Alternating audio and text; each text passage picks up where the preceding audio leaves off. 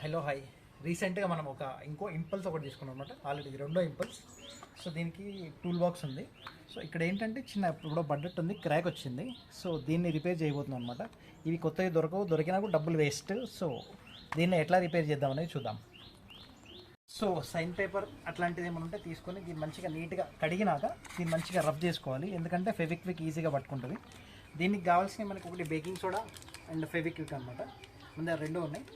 So లైట్గా దీని మీద ఫస్ట్ ఫెవిక్విక్ వేసుకోవాలి. ఎక్కడైతే క్రాక్స్ వచ్చినాయో అక్కడ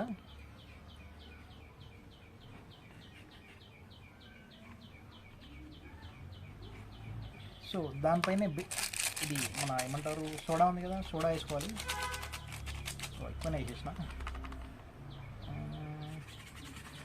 ఎక్కడ అవసరమైతే అక్కడ తీసుకుంటుంది.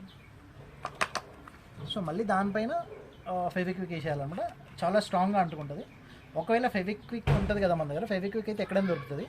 ఎమర్జెన్సీ సిచ్యువేషన్లో ఏం దొరకలేదంటే సన్న మట్టి కూడా వేయచ్చు అనమాట. చిన్న డస్ట్ లాగా ఉంటుంది కదా, అది ఫెవిక్విక్ ఇట్లా వాడుకోవచ్చు మనం. సో ఇది చాలా స్ట్రాంగ్ ఉంటుంది. ఇప్పటి నుంచి కాదు, ఎన్నో, ఈ ఒక్క ప్లాస్టిక్ అని కాదు, ఇప్పటి కాదు. సో ఈ ఒక్క ప్లాస్టిక్ అని కాదు, ఇట్లాంటి ప్లాస్టిక్ ఏ ఉన్నా కూడా ఈ విధంగా మనం జుగాడు చేసుకోవచ్చు అనమాట. ఒకవేళ మన వీడియో నచ్చినట్లయితే షేర్, కామెంట్ చేయండి. మీరేమైనా ఇట్లాంటి ఎక్స్పీరియన్స్ చేస్తుంటే కూడా కింద కామెంట్ చేయండి. Thank you.